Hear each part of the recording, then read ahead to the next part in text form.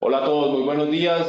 Les habla Juan Esteban Sanín, socio de Tax and Legal de Mazars Colombia. Quiero darles a todos la bienvenida a este webinar denominado Perspectivas del Beneficiario Final desde la óptica iberoamericana.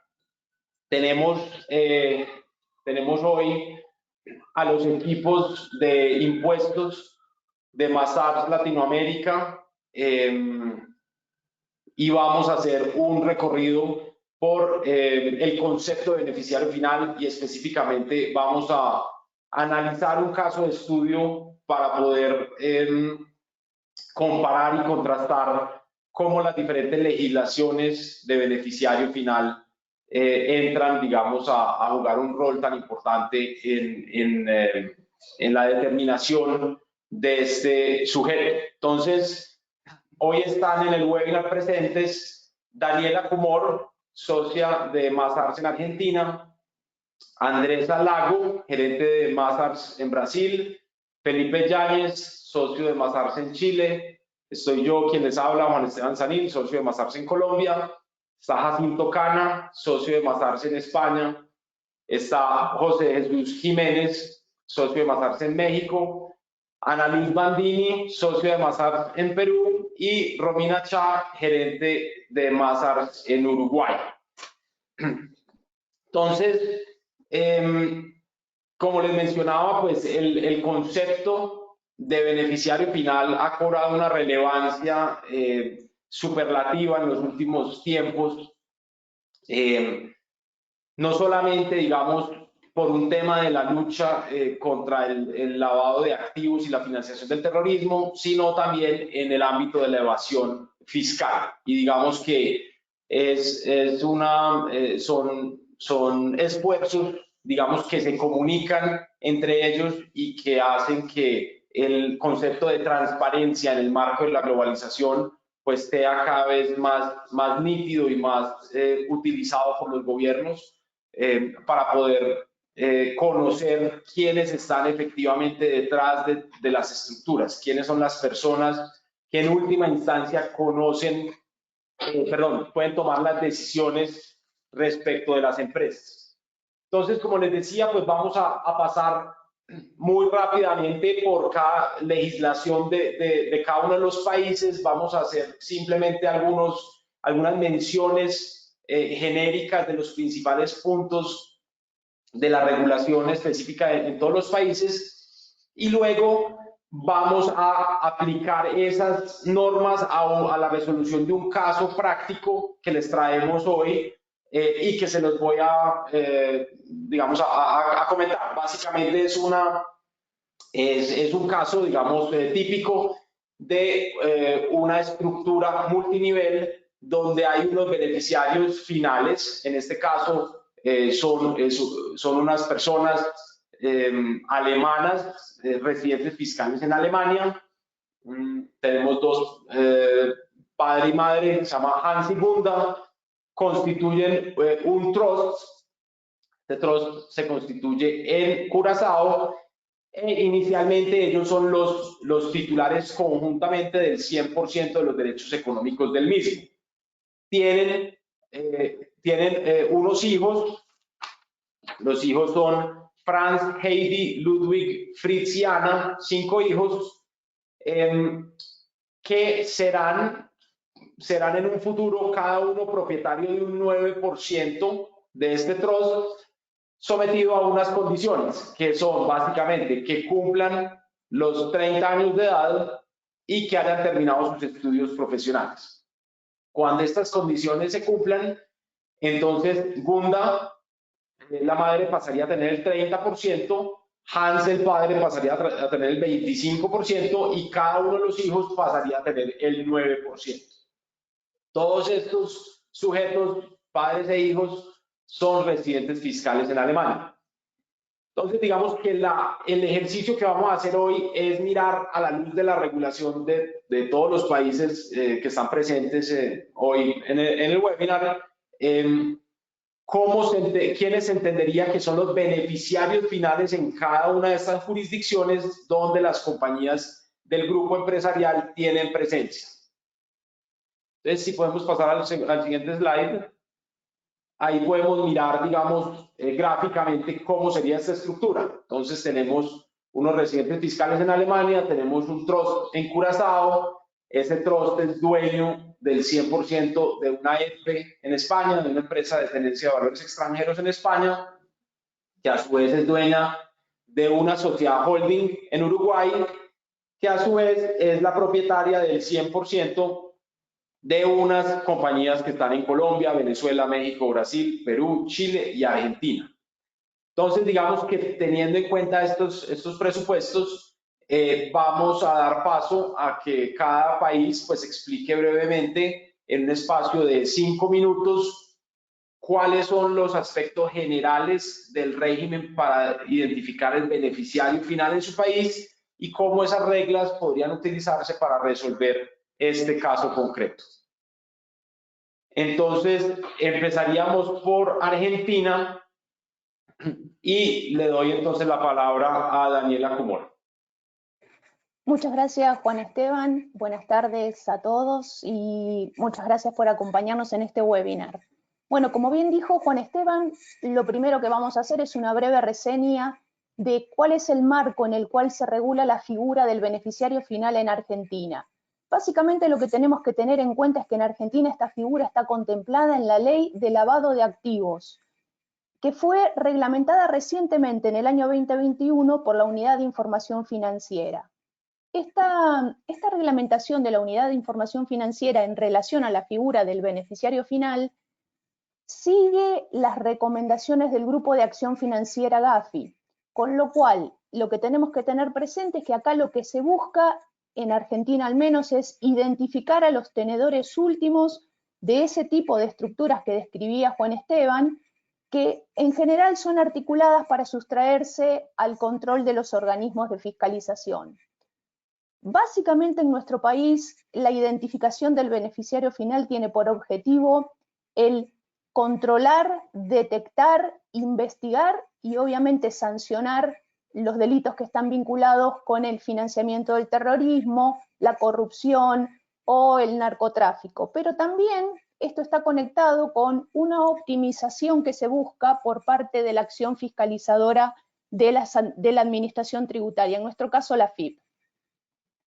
Es importante también señalar que esta descripción o esta definición que adopta la Unidad de Información Financiera en cuanto al beneficiario final es receptada tanto por los registros de contralor de las personas jurídicas, como por ejemplo la Inspección General de Justicia o los registros públicos de comercio, como así también por la FIP, por el Fisco Nacional. Es decir, todos están en línea.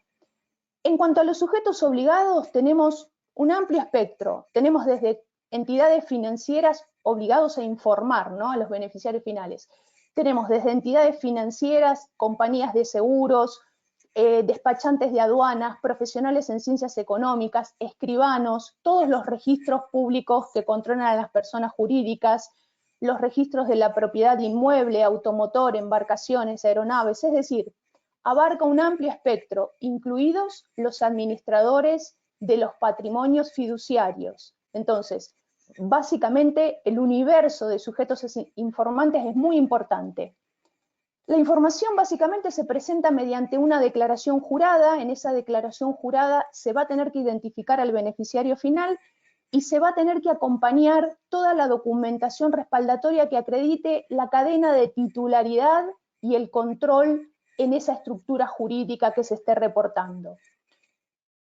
Finalmente, para cerrar un poco este panorama, el marco regulatorio prevé un sistema sancionatorio con multas que son graduables en función al valor de los objetos que son base de estos delitos, y estas sanciones pueden ser aplicadas tanto sobre las personas jurídicas como sobre los directores o sobre los administradores de esas estructuras jurídicas.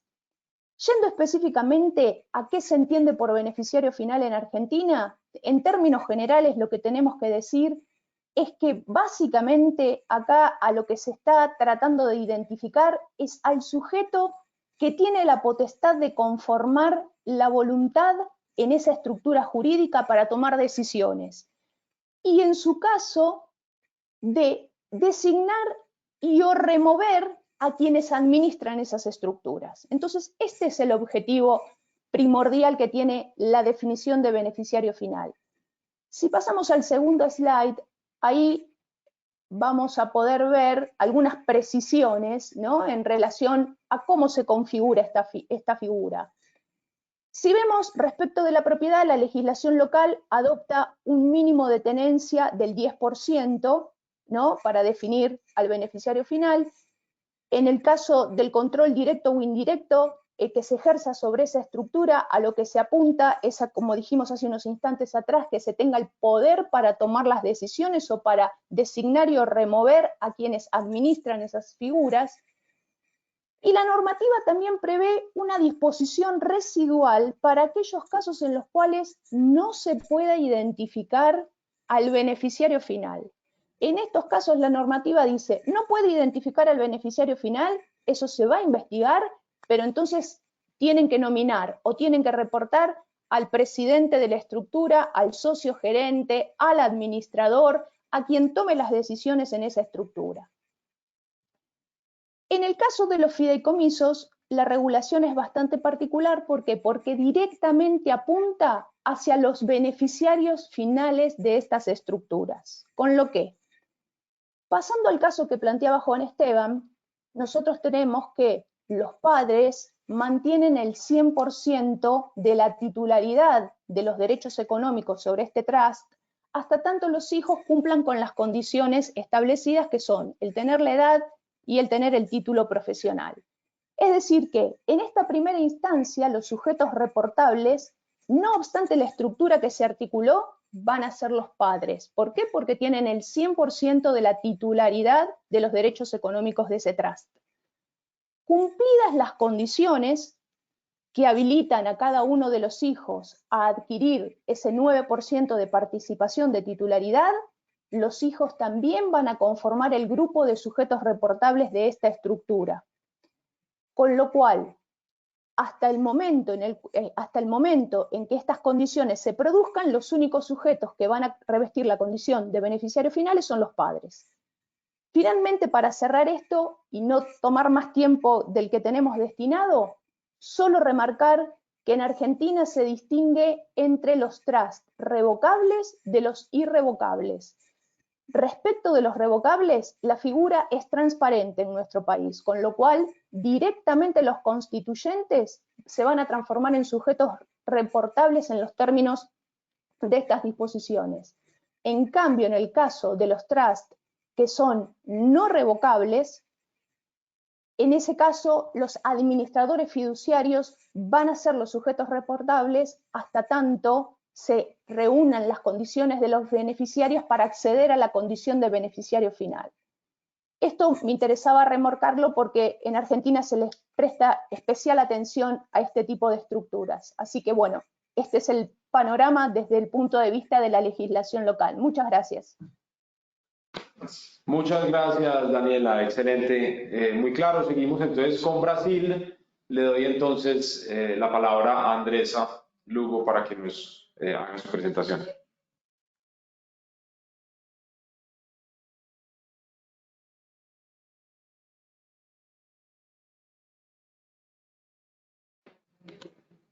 Creo que de pronto puede haber tenido Andrés algún problema de conexión. Entonces vamos a pasar, mientras ella se reconecta, vamos a pasar a Vocês Chile. estão me ouvindo? Perfeito. Sim, dale, adelante, Andressa. Claro. Bom, iniciarei então a apresentação a respeito do beneficiário final no Brasil. Com relação ao Brasil, hoje nós temos duas legislações que falam sobre beneficiário final. Uma delas é a Lei 9.430, é a legislação que fala sobre contribuições previdenciárias e tributárias no Brasil. E também nós temos uma instrução normativa que foi emitida pela Receita Federal, que é o órgão público hoje no Brasil, que regulamenta o CNPJ, que é o número fiscal, que é a identificação de uma empresa aqui no Brasil. O que fala, quais são as disposições a respeito do beneficiário no Brasil? Quais são as pessoas obrigadas? Existem os critérios para identificar o beneficiário no Brasil. Então, as pessoas obrigadas a identificar o beneficiário final do Brasil são aquelas que possuem uma participação de mais de 25% do capital social da entidade no Brasil. Então, se ela tiver uma participação maior, sendo pessoa jurídica ou pessoa física, é necessário apresentar o formulário perante a Receita Federal com a documentação confirmando que ele é o beneficiário final. Caso não haja a apresentação destes documentos, destes formulários perante a Receita Federal, será acarretado a suspensão do CNPJ. E com a suspensão do CNPJ, a empresa brasileira ela vai ser impedida de realizar qualquer operação, principalmente mediante as instituições financeiras. Hoje, qual é o objetivo do regulamento, deste regulamento de beneficiário final no Brasil? De acordo com a Receita Federal, que é o órgão público que regulamenta esta questão de beneficiário final, é a pessoa natural, então, a pessoa natural de última instância, direta ou indiretamente, que possui ou que controla a influência significativa da empresa. Por exemplo, hoje, se eu tenho uma empresa e eu tenho sócios, pessoas jurídicas, para que eu possa identificar o beneficiário final, eu teria que informar até a última pessoa, que seria a pessoa física. Dentro dessas identificações, o que eu já havia informado é a questão da titularidade com relação a mais de 25% do capital social, participação direta ou participação indireta. Por gentileza, vocês poderiam passar para o segundo slide?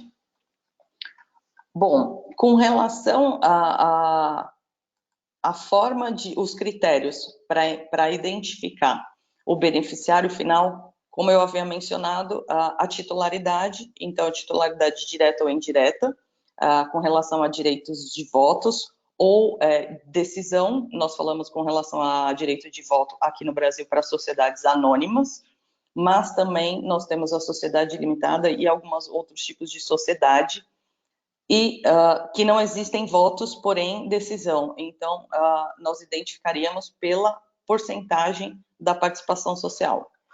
Com relação a propriedade indireta, nós identificamos como o controle ou a influência significativa em relação à propriedade. Quando nós não conseguimos identificar quem é o beneficiário final, a pessoa responsável que vai ficar identificada como beneficiário final hoje, ele é o administrador. Então, é a pessoa, o indivíduo eleito para administrar a sociedade aqui no Brasil, o que a Receita Federal identifica como a pessoa responsável pelo CNPJ. Em caso de não haver a documentação, o formulário necessário, o que a Receita Federal aqui no Brasil exige é que faça uma declaração de que não há como identificar o beneficiário final e o administrador assume esta responsabilidade, mas de qualquer forma existe sim a obrigatoriedade de apresentar um processo administrativo para que confirme essa questão do beneficiário final. Caso contrário, o CNPJ ele vai ser suspenso, como eu havia mencionado. No caso dos fundos de investimentos, são considerados os beneficiários finais, os controladores, os agentes financiários ou qualquer outra pessoa que exerça o controle efetivo dentro da empresa. Então, quem tenha o poder de decisão dentro da empresa é a pessoa que é identificada como beneficiário final. Bom, acredito que eu tenha conseguido apresentar de uma forma prática e direta com relação à parte do Brasil do beneficiário final. Bueno, muchas gracias, Andresa. Continuamos entonces con Chile. Le doy la palabra a Felipe. Perfecto. Muchas gracias, Juan Esteban. Sí, espero que se escuche bien. Bien, bueno, ¿qué podemos decir respecto a Chile? Un poco en paralelo con lo que se ha mencionado hasta ahora por Argentina y por Brasil, ¿no? Bueno, que la normativa que existe en Chile referida a beneficiario final también está, digamos, en el marco de lo que es el control de la prevención del lavado de activos, ¿no? Y el financiamiento del terrorismo, ¿no? Es fundamentalmente en el control donde opera una entidad de análisis financiero de las operaciones que realizan residentes en el extranjero a través de diversos mecanismos, ¿no? Existe también algún paralelo con la normativa tributaria. Si bien en materia tributaria en Chile no existe un concepto del beneficiario final, nosotros podríamos decir, no obstante, que este concepto igualmente podría aplicarse respecto de transferencias indirectas, por ejemplo, como lo que se mencionaba a propósito de Brasil, ¿no? Y también eventualmente respecto de, digamos, que cuando alguna norma exija mirar más allá del beneficiario legal o jurídicamente, digamos, visible de una renta en Chile, ¿no? Pudiera también seguirse más adelante y analizar cuál es el beneficiario final. Ahora, a propósito de la normativa existente, ¿qué obligaciones establecen? Bueno, en esto se establece la obligación de ciertas entidades del sector financiero para informar a esta unidad de análisis financiero respecto a la persona del beneficiario final. Y en esto hay una diferencia muy importante, por ejemplo, con lo que existe en Argentina, puesto que en Argentina el universo de las entidades o personas que están obligadas a informar es mucho más amplio. Aquí en principio, solo las entidades que forman parte del mercado financiero y están reguladas por esta unidad de análisis financiero están obligadas a informar. Otras entidades, por ejemplo, notarios públicos, no están obligadas a informar bajo esta normativa. Ahora, ¿cuándo debe informarse? Básicamente antes de que se inicie una relación entre esta entidad del mercado financiero y un extranjero, o dentro de los primeros, digamos en que esta relación se traba. Por lo tanto, de alguna manera, las entidades obligadas a informar tienen que realizar de manera previa, ¿no? a cualquier relación que traben de manera permanente con un residente en el extranjero, una especie como de due diligence, una revisión para efectos de ver si están obligadas a informar y en qué términos quiere ser el beneficiario final de una determinada sociedad, ¿no?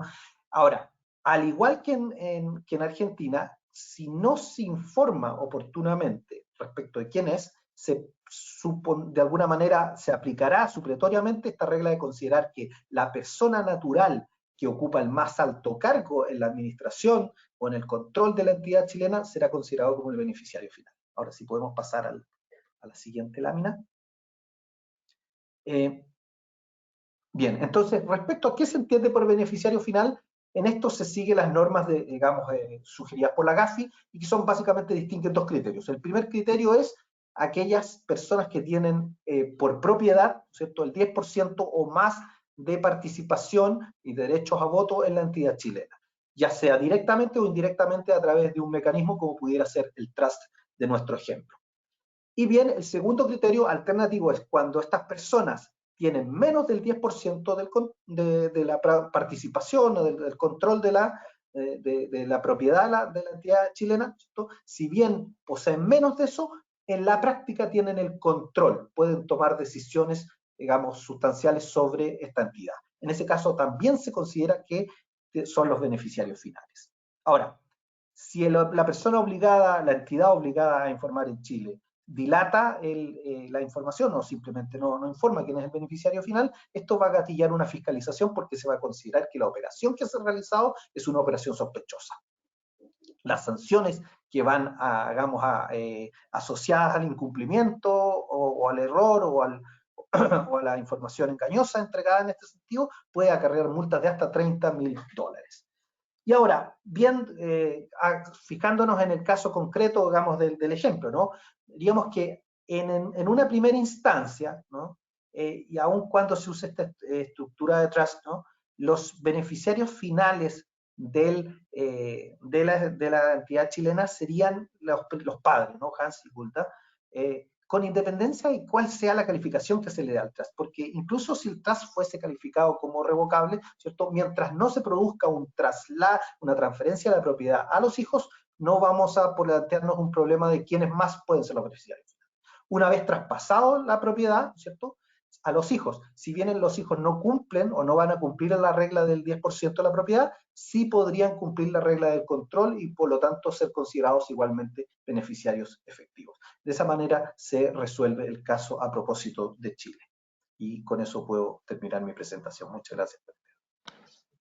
Muchas gracias, Felipe. Bueno, entonces entramos a revisar el caso de Colombia. ¿Qué tenemos en Colombia? Básicamente tenemos un concepto de beneficiario final que fue introducido por la Ley 2155 de 2021 y, digamos, reglamentado mediante Resolución 164 de 2021, posteriormente modificada por la Resolución 37 de 2022 proferidas por la DIAN. Esta reglamentación introduce una definición de beneficiario final que es básicamente traída pues, de Gafi, es digamos una definición muy similar a la que hemos visto en otros países. Establece que se entiende por beneficiario final las personas naturales que finalmente poseen o controlan directa o indirectamente a un cliente y o la persona natural en cuyo nombre se realiza una transacción, y que incluye también a las personas naturales que ejerzan control efectivo y o final, directa o indirectamente, sobre una persona jurídica o sobre una estructura sin personería jurídica. Digamos que la reglamentación, además de traer la definición, trae quiénes son los sujetos obligados y quiénes no están obligados. Frente a los sujetos obligados, pues digamos que la normatividad colombiana abarca prácticamente a todos los actores económicos en el mercado, sociedades nacionales, inclusive sociedades extranjeras que se consideren fiscalmente como sociedades nacionales por la aplicación de la regla de sede efectiva de administración. Tenemos también establecimientos permanentes, tales como sucursales.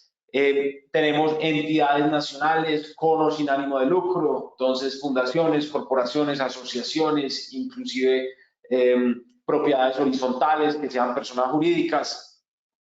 Tenemos estructuras sin personería jurídica, entonces patrimonios autónomos, fondos de pensiones, fondos de empleados.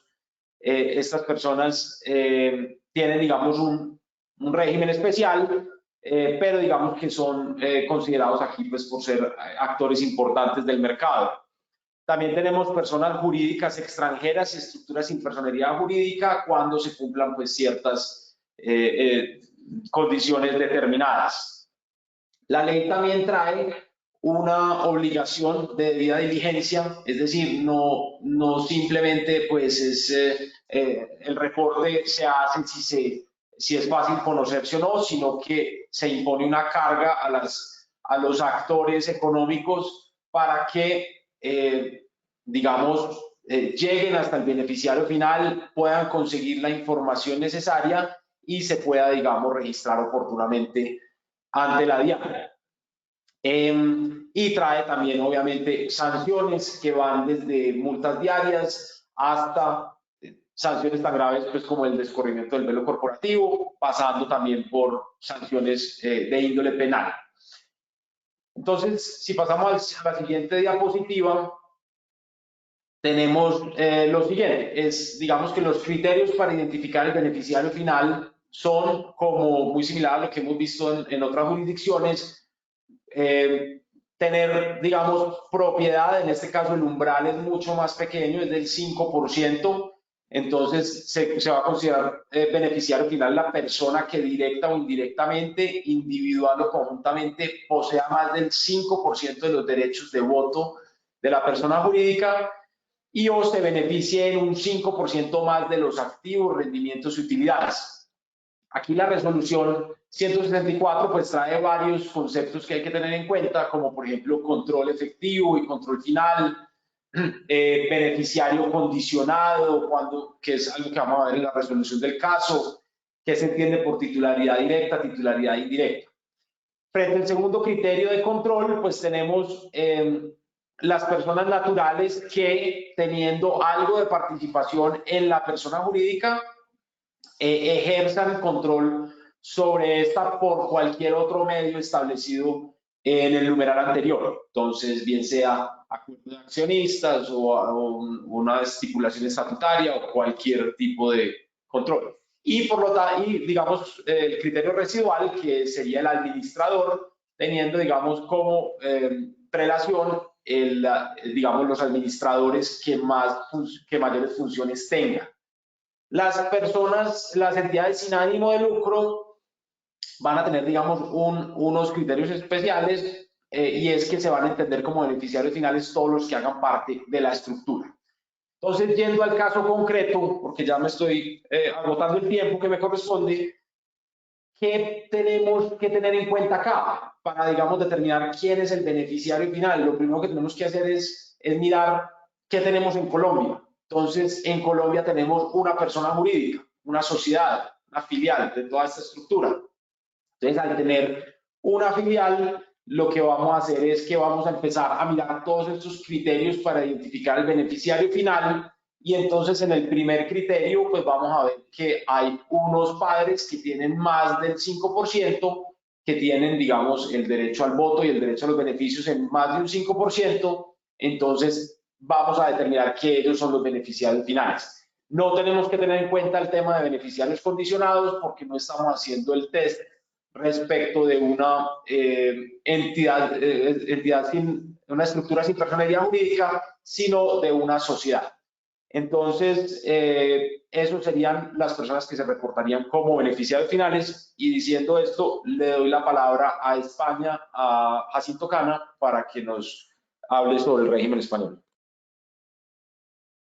Muy bien, muchas gracias, Juan Esteban. Buenas tardes, buenos días a todos. Gracias en nombre de Mazars y sin más, pues atacar los bullet points en relación a España. Lo primero que hay que comentar es que en España no existe una definición de beneficiario final como tal, porque la traducción que se ha utilizado es la de titular real. En mi opinión, una traducción no muy afortunada porque genera confusión y creo que debía haberse utilizado una más adecuada como es la de beneficiario final. Dicho lo cual, es una figura que está regulada en la normativa antiblanqueo. En definitiva, no está en una normativa fiscal, porque el identificar al titular real o beneficiario final y la finalidad de estas normas es una finalidad muy transversal, va mucho más allá del tema fiscal. La normativa española no deja de ser, en el caso de España, pues transposición de las directivas europeas que a la vez pues beben o se han tomado como referencia pues las recomendaciones Gafi. ¿Cuál es el objetivo de la norma? Pues el objetivo no es otro que el de la protección de la integridad del sistema financiero, estableciendo medidas antiblanqueo y contra la financiación del terrorismo. En definitiva, el combatir los delitos financieros y entre ellos, por supuesto, el de evasión fiscal. ¿Quiénes son los sujetos obligados? Los sujetos obligados se establecen en 3 niveles. En primera instancia, pues el propio titular real, que va a tener que manifestar su condición como tal, la entidad jurídica o entidad sin personalidad jurídica, cualquier tipo de entidad que opere en España, y en tercera instancia los intermediarios que van a facilitar que estas personas físicas y jurídicas operen en el mercado español. Intermediarios ya sean pues notarios, registradores, asesores, por supuesto entidades financieras, ¿vale? Pues que van a tener que, los 3 bloques van a estar obligados a identificar, informar, ¿vale? Pues con unos requisitos bastante potentes. ¿Qué sucede si no hacemos los deberes? Pues si no hacemos los deberes es que, con independencia de que sea un tema a priori informativo, identificativo, hay un régimen sancionador muy potente, muy duro, ¿vale? Porque estamos hablando de sanciones económicas y no económicas, sanciones económicas que pueden llegar pueden ir desde un mínimo de 60.000 euros hasta un máximo de 5 millones, 10% de importe de la cifra de negocios, en definitiva, importes muy significativos y que también son extensivas, ¿vale? Como en el caso de Argentina, si no recuerdo mal, a los administradores, que son los que, en definitiva, tienen que, en el caso de personas jurídicas, informar de quiénes son sus titulares reales. Finalmente, apuntar el tema del registro de titularidades reales. ¿Qué es esto? Porque es un registro que está actualmente a punto de ser aprobado, a punto de ser instaurado en España, y lo que viene es, a través de un registro único y centralizado, ¿vale? Va a ser informado a través de los propios sujetos obligados y a la vez va a centralizar toda la información que ya existe, y mucha en España, a través de los notarios y de los registradores mercantiles, porque hay que tener en cuenta que en España, desde ya hace unos cuantos años, existe la obligación a la hora de, cuando una entidad deposita las cuentas anuales, de adjuntar la identificación e información del titular real. Pero ¿quién es el titular real? ¿Vale? ¿Quién es el titular real? Muy importante tomar en consideración, aunque parezca una obviedad, pero creo que es importante resaltar, que titular real únicamente pueden ser personas físicas. Lo que sucede es que las personas físicas operan muchas veces, o en la mayoría de situaciones, a través de personas jurídicas, ¿vale? Pero el titular real únicamente pueden ser personas físicas. Pasa la slide, por favor. Si pasamos a la siguiente slide. Perfecto. Bien. ¿Quién va a ser en el caso de personas físicas? Pues serán todas las personas físicas que pretendan establecer una relación de negocios en España o hacer cualquier tipo de actividad. Y si operan a través de una persona jurídica, ¿quién va a ser el titular real en el caso de España? Pues aquella persona física o personas físicas que en última instancia posean o controlen más del 25% de los derechos de voto de la sociedad. Control en términos del artículo 42 del Código de Comercio. ¿Esto qué quiere decir? Mayoría de derechos de voto o facultad de nombrar o controlar la mayoría de los miembros del órgano de administración. Hay alguna excepción significativa, como es el caso de las cotizadas, ¿vale? ¿Y qué sucede? ¿Qué sucede en aquellas situaciones en las que no exista, porque puede ser el caso, ¿vale? Que no exista una persona física o más de una que posean o controlen como mínimo el 25% de la sociedad? Pues en esta situación va a tener la consideración de titular real los administradores de la compañía. Pasando ya al caso objeto de estudio, el tema del trust, pues aquí ya se rompen las reglas. Aquí no vamos a guiarnos por porcentajes, sino que a la vista o a la consideración de que el trust es considerado una figura opaca, que genera desconfianza, que posiblemente es la figura que más da a la posibilidad de ocultar al titular real o en última instancia de los activos. Aquí posiblemente esta desconfianza ha llevado a que en la norma española tiene la consideración de titular real todos los participantes del trust. Es decir, ya sea el propio constituyente del trust, como el gestor del trust o trustee, como el beneficiario. Y no solo eso, sino que los requisitos de información de la figura, ¿vale?, son realmente exigentes. ¿Vale? En definitiva, que la norma española pues, ha preferido pecar por defecto, con independencia de que haya unos beneficiarios que en la actualidad no son los propietarios. En la actualidad pretende tener muy bien identificada y muy bien informada esta figura. En conclusión, en España debemos identificar a toda la cadena, dando información detallada del trust e identificando como titulares reales de la EDBE española no solo a los actuales propietarios, que son los constituyentes del trust, que son los padres, Hans y Gunda, sino también a los propietarios futuros beneficiarios actuales, que son pues los 5 hijos, pues con independencia del porcentaje. Y hasta aquí España, para no robar tiempo a mis compañeros. Excelente, muchas gracias, Jacinto. Pasamos entonces.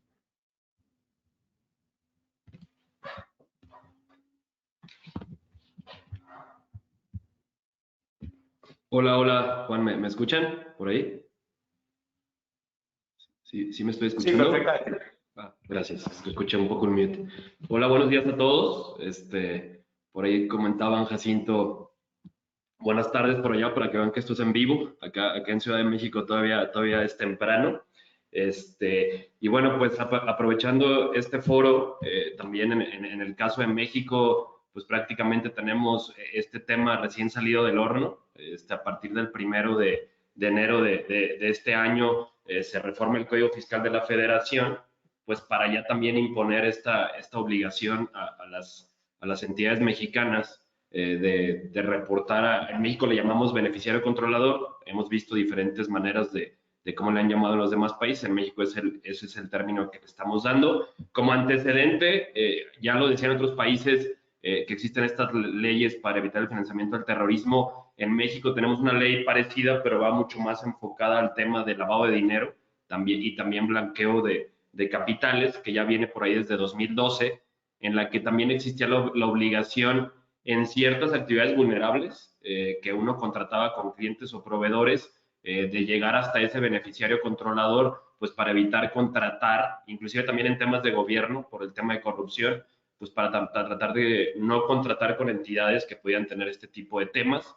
Sin embargo, en la exposición de motivos de esta nueva reforma, la autoridad también se dio cuenta que no se estaba cumpliendo al pie de la letra esta obligación en este tipo de actividades vulnerables, que inclusive también existían multas en caso de no cumplirse, motivo por el cual se decidió elevar esto también a un tema fiscal, sobre todo pues por las regulaciones que ya existen en la GAFI, con esta iniciativa de la OSD. México también acata esto y bueno, lo impone ya como una obligación en el código para todas las corporaciones o todas las entidades o figuras jurídicas, pues para identificar quién es ese beneficiario controlador. Cabe destacar que en México la obligación únicamente es de recabar la información, que por reglas de carácter general ya se publicaron.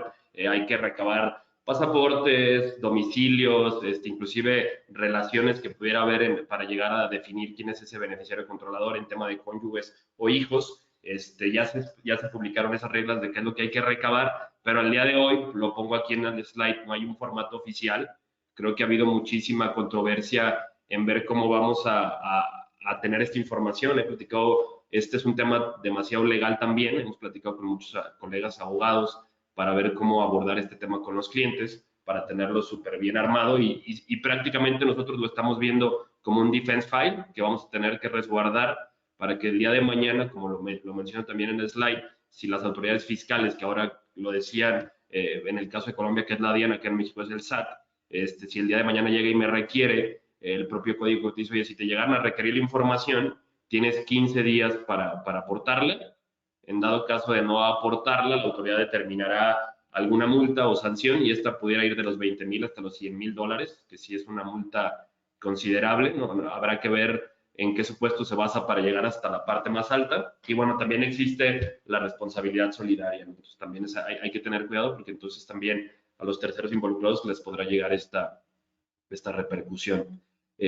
Para definir el beneficiario controlador, bueno, obviamente como todos lo han repartido, tiene que ser una persona física, persona natural o persona natural como le llaman en otros países. En México cabe señalar, y ahorita lo voy a mencionar, que hay una prelación de cómo vamos a llegar hasta ese beneficiario controlador. Y en primera instancia, si tuviéramos una persona jurídica mexicana que está poseída por solo personas físicas, en México todas esas personas serían beneficiarios controladores sin importar que no tengan el 15% que vamos a ver, si cambiamos de slide por ahí, equipo, por favor, sin importar el 15% que se menciona como una tenencia indirecta o para que haya control. Entonces es un punto bien importante que no creo que sea algo que nos cause un compliance o una carga administrativa mayor. Al día de hoy, si una persona jurídica mexicana tiene accionistas personas físicas, la autoridad ya sabe quién es. Tenemos una informativa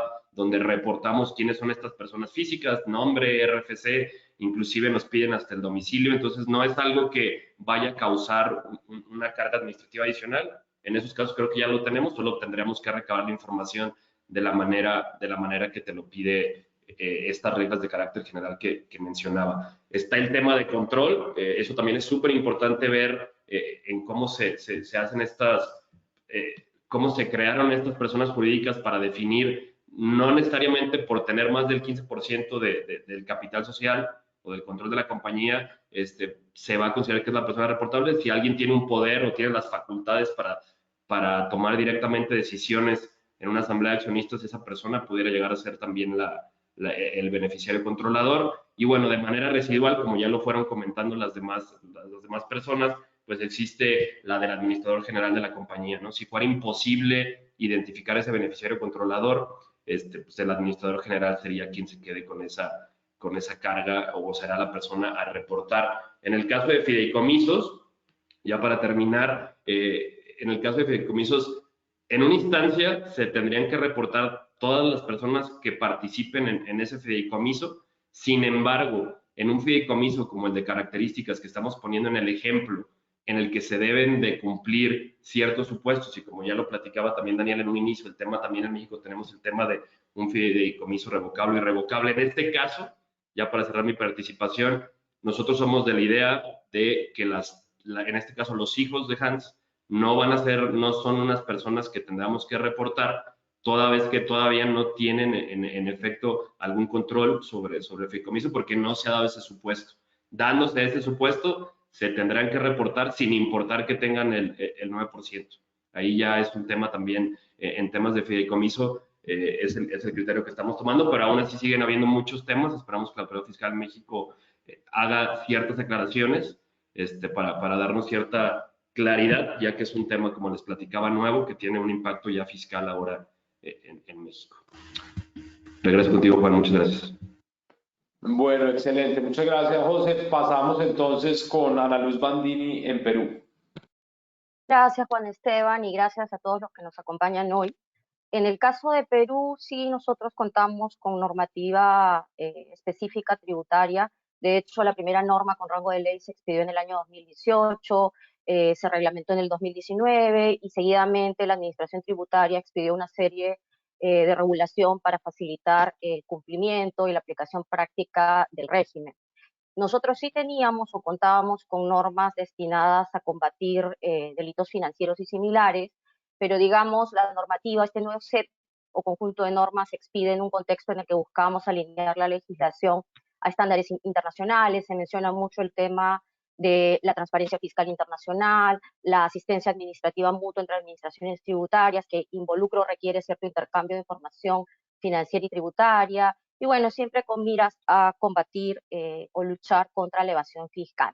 Entonces, en términos sencillos, ¿qué es lo que buscan las normas?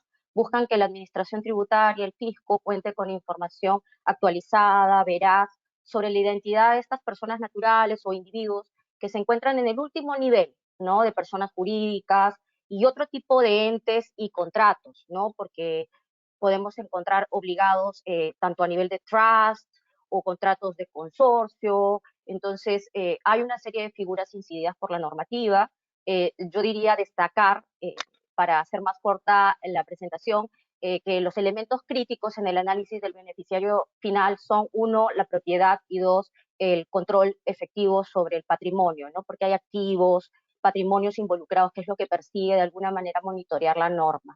Destacar también que en el caso de Perú, la obligación de identificación, de reporte, alcanza incluso a personas jurídicas y entes jurídicos extranjeros, ¿no? Por citarles un ejemplo, una persona jurídica constituida en el exterior estaría obligada a cumplir con todo el set de obligaciones que les voy a resumir solo por el hecho de contar con una sucursal establecida en el Perú, y así encontramos otros casos. Entonces ustedes se preguntarán, bueno, ¿y en qué consiste esta regulación? ¿Qué pide la norma? De manera resumida, uno, identificar el beneficiario final, esta persona natural bajo el criterio de propiedad control. Hay que conocer muy bien los criterios especificados o regulados en la normativa peruana, porque como hemos visto, hay tamices, hay peculiaridades, cada país tiene su propia selección de la normativa, de los criterios que va a aplicar. En segundo lugar, hay que documentar, hay que obtener una serie de información, es data personal, ojo con eso. A mayor complejidad en la estructura, mayor complejidad en obtener toda la data que pide la administración. Hay un formato aprobado por el fisco peruano que tiene que ser llenado por cada beneficiario final, tiene que ser devuelto firmado, se requiere firma notarial o certificada por conducto consular. Entonces, mucho ojo con eso.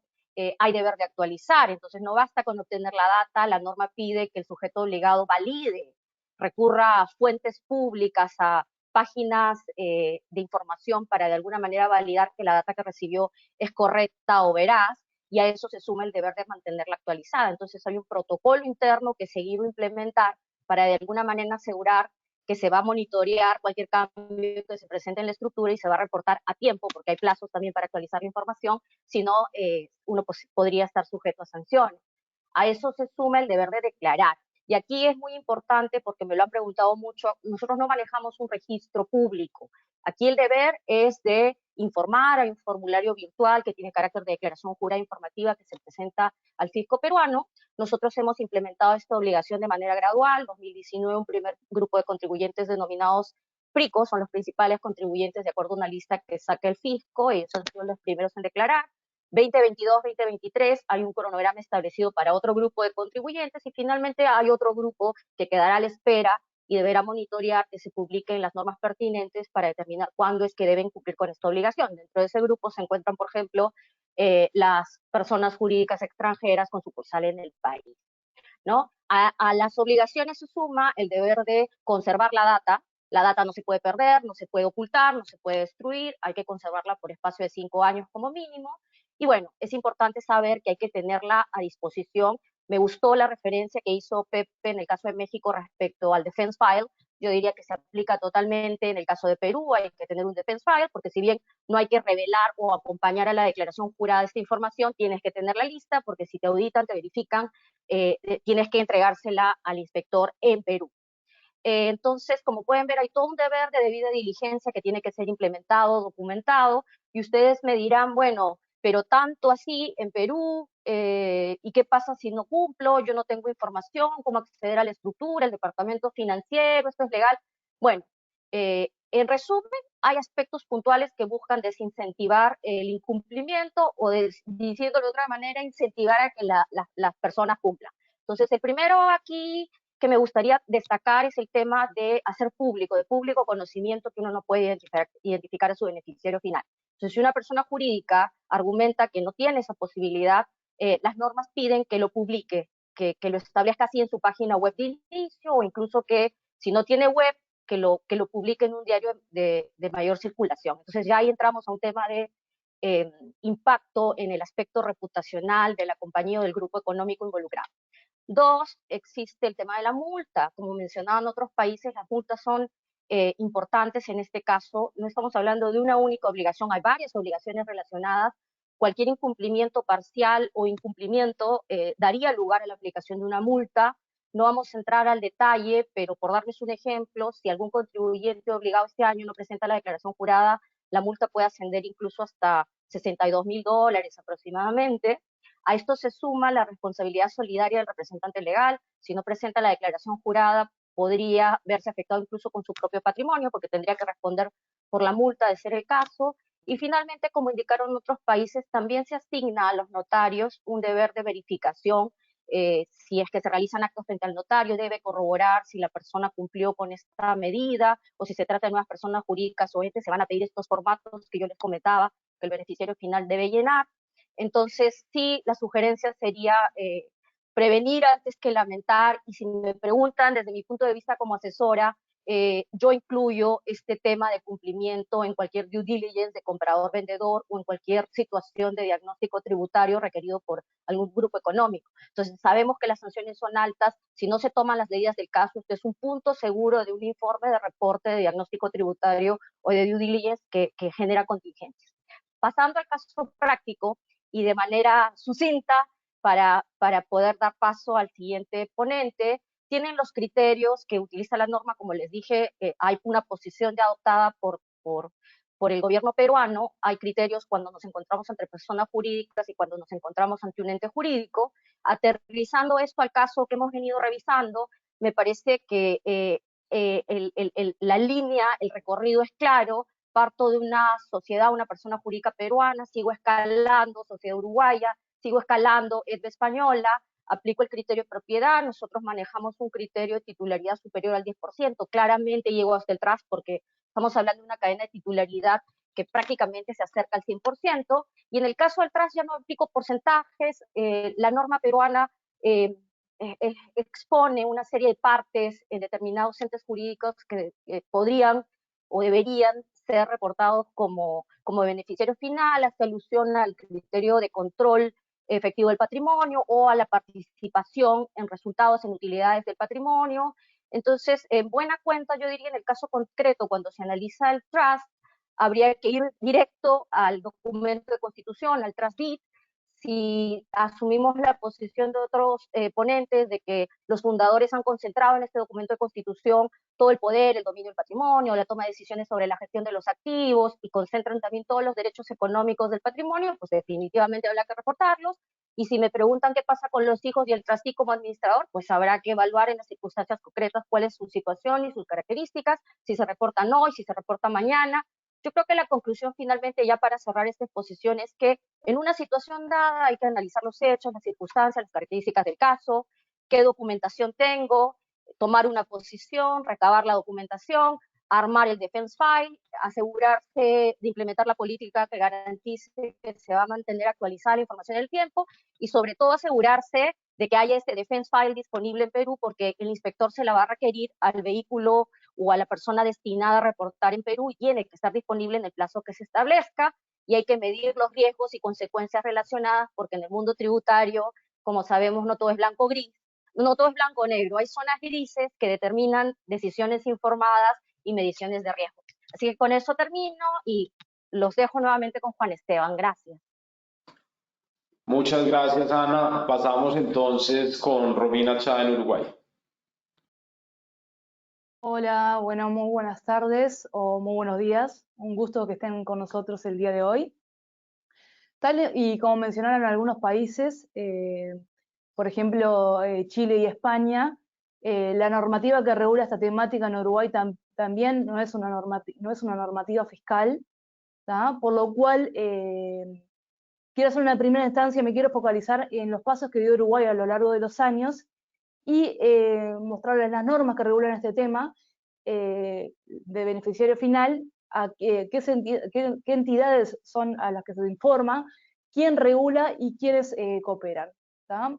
El objetivo Uruguay en una búsqueda de acompañar un movimiento internacional de la transparencia fiscal impulsado por las organizaciones OCDE y Gafi, dio varios pasos. El primer paso fue encaminado por la ley 18930 del año 2012, por la cual se obligó a las sociedades por acciones al portador a inscribir sus titulares en un registro administrado por el Banco Central del Uruguay.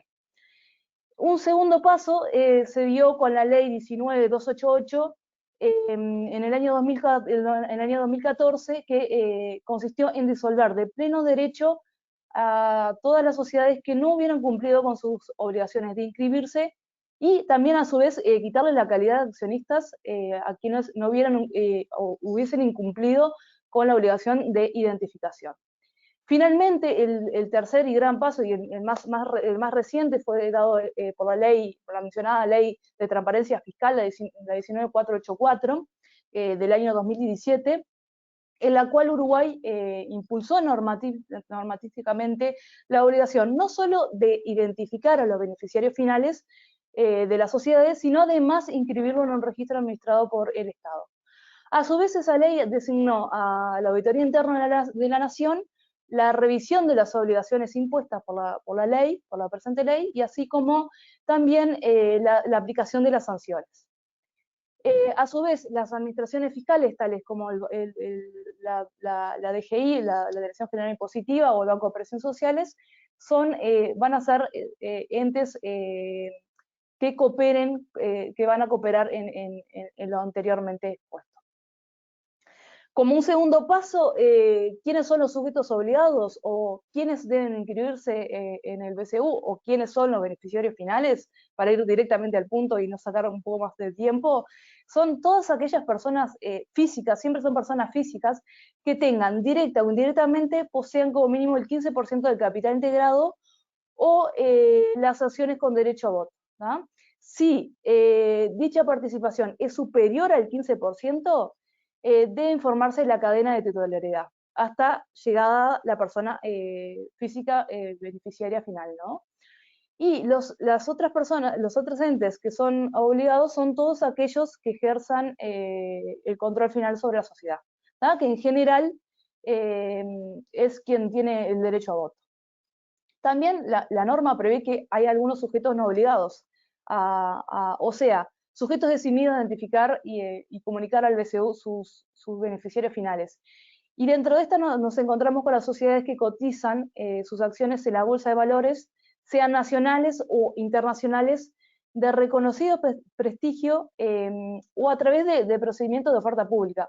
Lo importante de remarcar es que siempre sean las acciones estén a disposición inmediata para su venta. Como cualquier ley, o como ya mencionaron anteriormente algunos de los países, obviamente se prevén sanciones para promover el cumplimiento de la obligación de identificar e inscribir en el Banco Central del Uruguay los beneficiarios finales.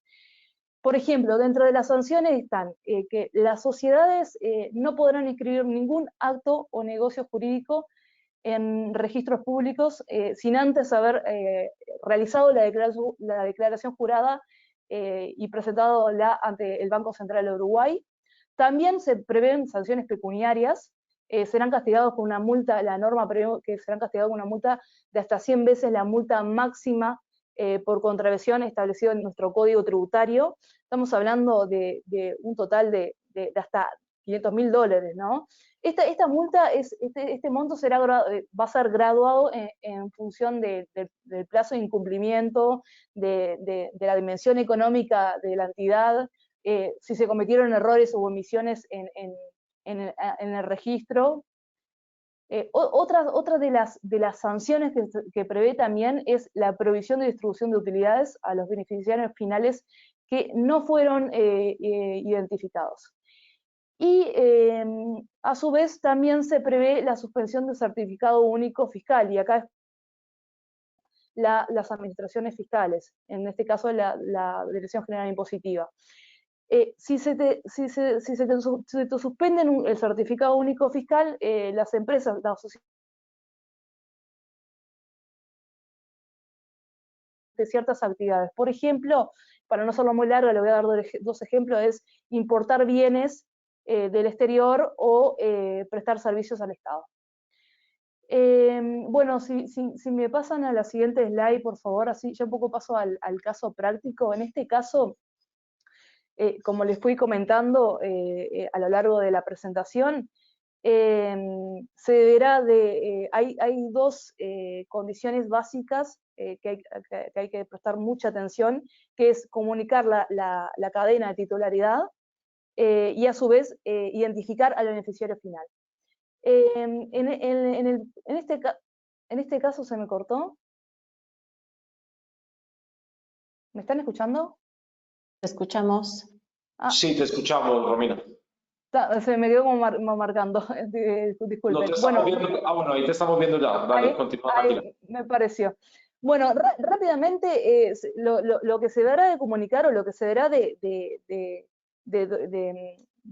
hacer una declaración jurada, o lo que se deberá de identificar ante el Banco Central del Uruguay será la cadena de titularidad, o sea, hasta llegar hasta Hans y Gunda, ¿no? Entonces, en Uruguay se va a identificar a la EDE española, siguiendo al siguiente paso, que es el trust, y hasta llegar hasta Hans y Gunda, que los cuales van a ser identificados, son beneficiarios finales, porque cada uno en un inicio tenían una participación del 50% de capital accionario, y después se redujo porque entraron los hijos, pero la norma prevé, como ya lo mencioné anteriormente, que tienen que tener un capital accionario mayor al 15%. Entonces, en este caso, va a estar toda la cadena de titularidad hasta ellos dos identificados, y ellos dos como beneficiarios finales, como personas físicas. Luego que sus hijos entren y tengan una participación accionaria, se deberá de modificar los datos ante el Banco Central del Uruguay, y los hijos no serán declarados como beneficiarios finales, ya que poseen una participación accionaria menor al 15%, recuerdo que era un 9%. Bueno, con esto estaría mi presentación, los dejo en manos de Juan Esteban.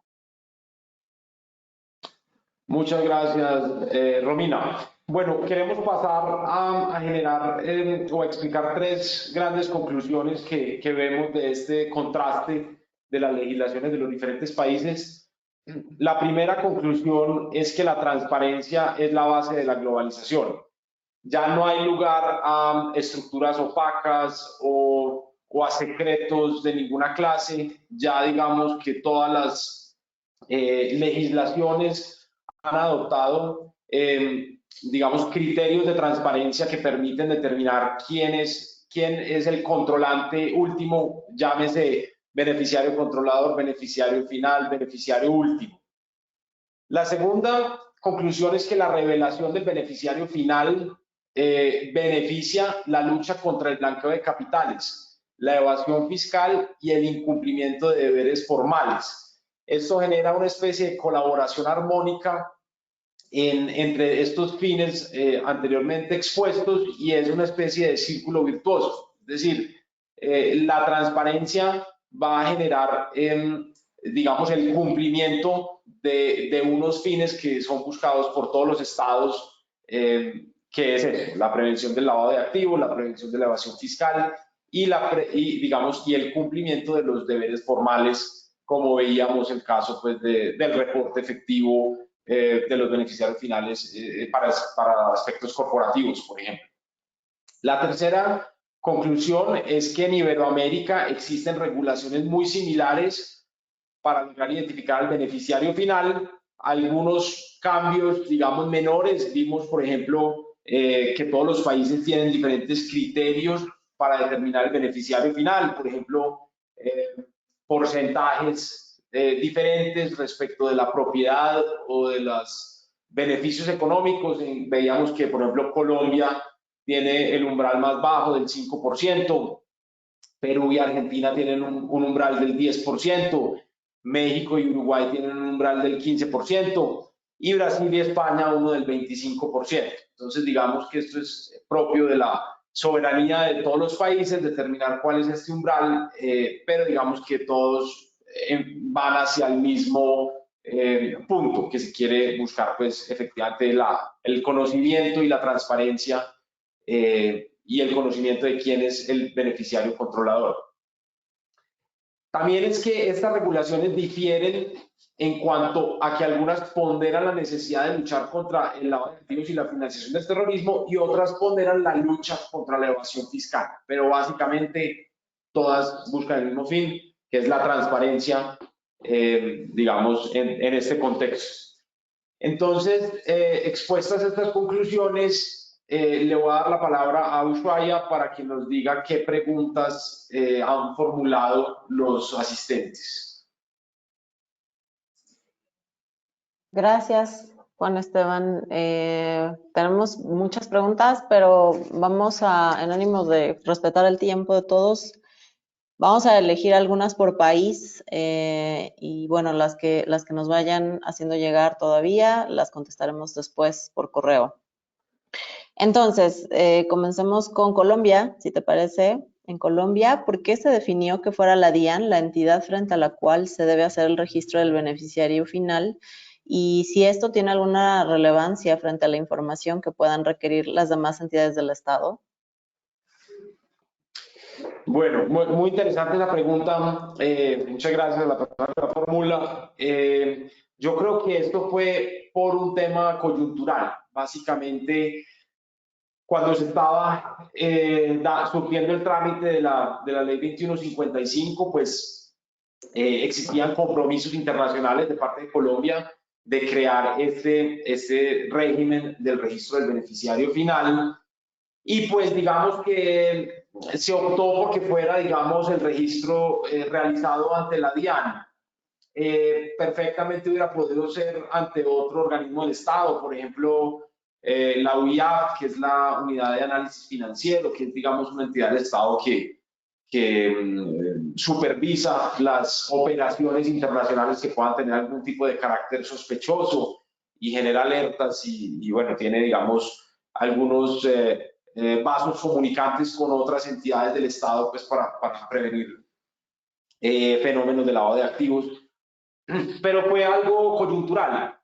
El tema es que sin perjuicio de que sea la DIAN la entidad frente a la cual se haga el registro del beneficiario final, la DIAN tiene la potestad de compartir esta obligación con las demás entidades del Estado, por ejemplo, con las diferentes superintendencias, superintendencia financiera, superintendencia de sociedades, con la Procuraduría, con entes de control, cada una pues para ejercer su vigilancia misional. Y digamos para utilizar esta información pues para sus propios fines. Entonces, por ejemplo, la Superintendencia de Sociedades puede investigar con esta información pues la conformación de conglomerados o de grupos empresariales, etcétera, que es, digamos, una de sus funciones misionales. Pero entonces, para responder la pregunta, yo diría que fue algo, pues digamos, fortuito y coyuntural. Es decir, en ese momento se estaba tramitando esa ley y ahí quedó, pero perfectamente pudo haber sido digamos, algo que le hubiera correspondido, digamos, a una ley anticorrupción, crear este registro, o a una ley de transparencia en la contratación pública, etcétera. Entonces, fue algo, digamos, coyuntural, pero yo creo que la DIAN tiene la capacidad operativa también para gestionar este registro de forma muy exitosa. Entonces, pues digamos que es bueno que haya quedado, digamos, esto en cabeza de la DIAN. Gracias, Juan. En Argentina, para Daniela, ¿podría este trust calificar como irrevocable? No, sin lugar a dudas no, porque los titulares conservan el 100%, ¿no?, de los derechos económicos sobre el trust, con lo cual para Argentina esa es una figura absolutamente transparente, como dije en la presentación. Gracias.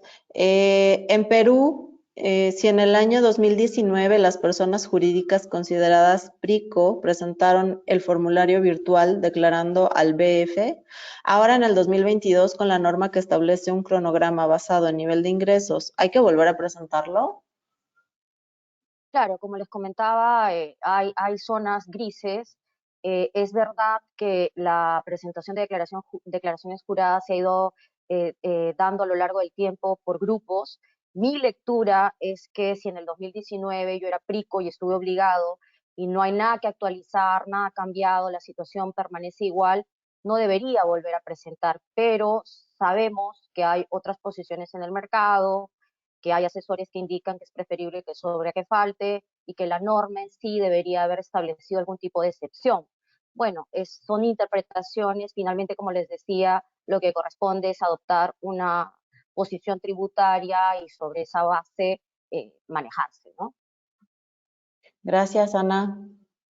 En relación a Chile, ¿qué relevancia tiene el concepto de trust contenido en el Código Tributario chileno en la determinación del beneficiario final para efectos del control que realiza la Unidad de Análisis Financiero a fin de prevenir el lavado de activos y financiamiento del terrorismo?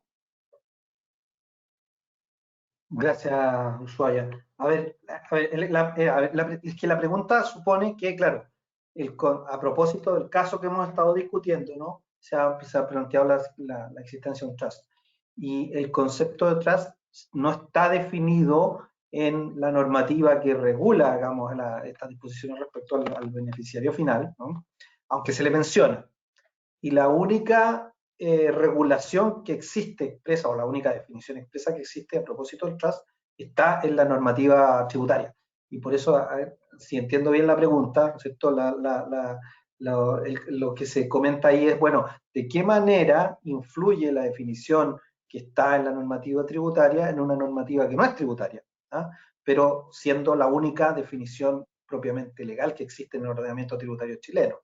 Y mi respuesta es que, pese a que la normativa tributaria por definición solo se aplica al ámbito tributario, no es aplicable como derecho común al resto de las áreas del derecho, ¿no? Yo creo que en este caso, por una cuestión también de consistencia y de uniformidad del sistema jurídico chileno, la norma establecida a propósito en materia tributaria debiera ser una referencia, porque además la normativa que se contiene en materia tributaria no es, digamos, descabellada, es una buena definición de lo que pudiera ser un trust, ¿no? Sin entrar en calificar jurídicamente, se dice en el fondo que es una estructura que permite tener cierto control sobre los activos y sobre los resultados del mismo, ¿no? Sobre los frutos que este produce. Entonces, mi opinión es que, si bien no se aplica directamente, sí es un elemento de referencia para cuando estamos frente a un trust, para calificar cuando estamos frente a una estructura que pudiera mencionarse trust y aplicarse de esa manera el concepto de beneficiario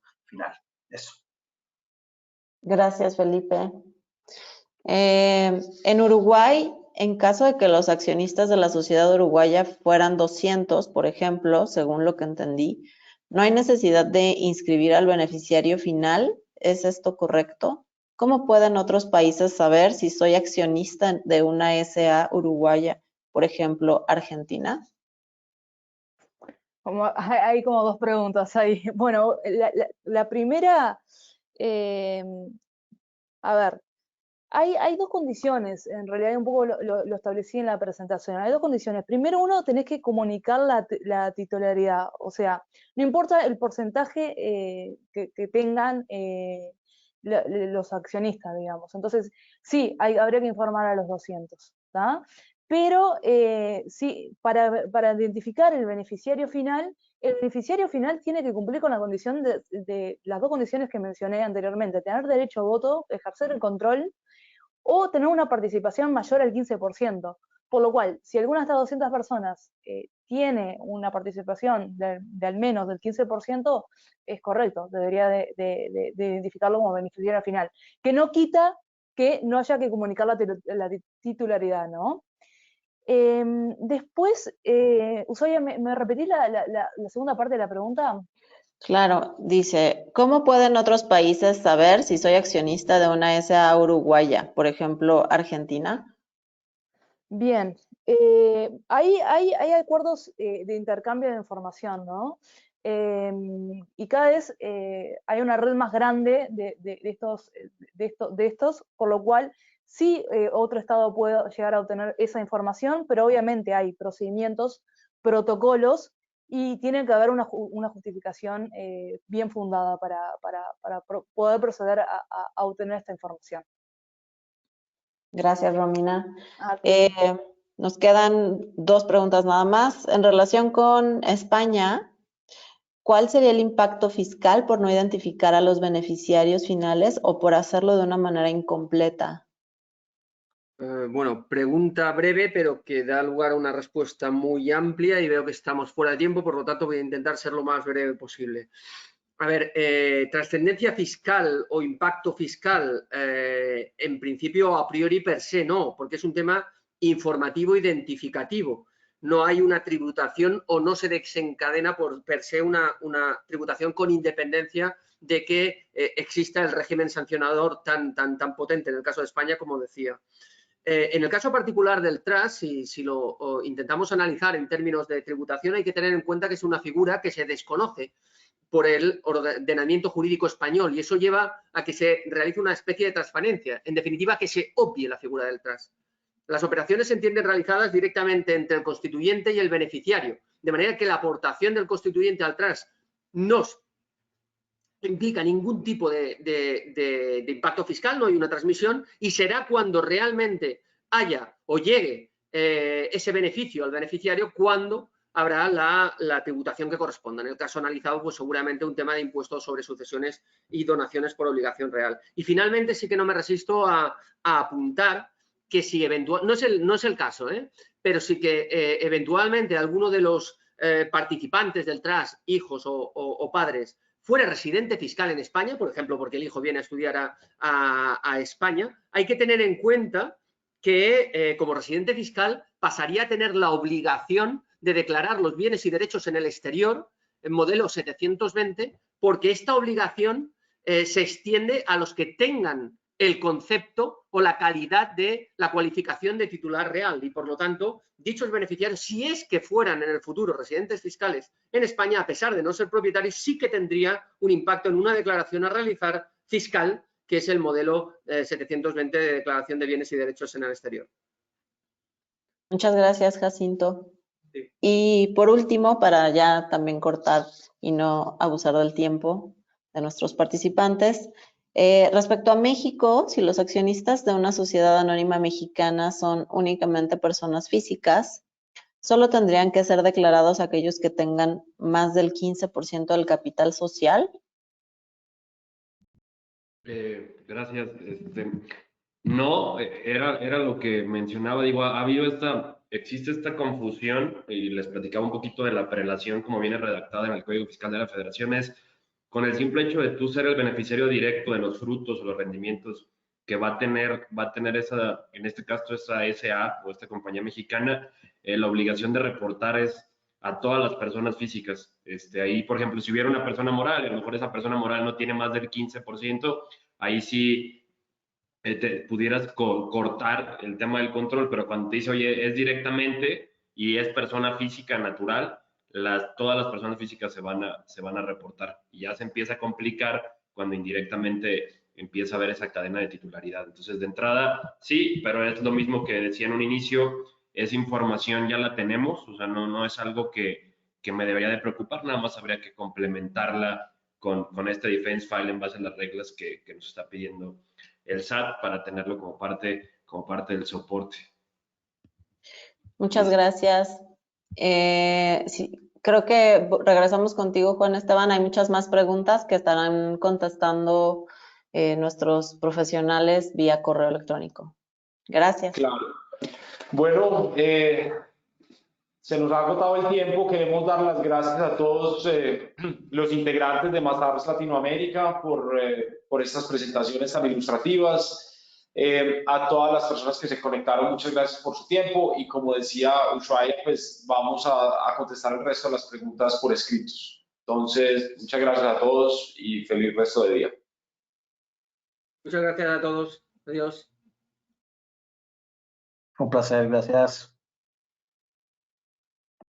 Gracias a todos. Gracias, hasta luego. Gracias.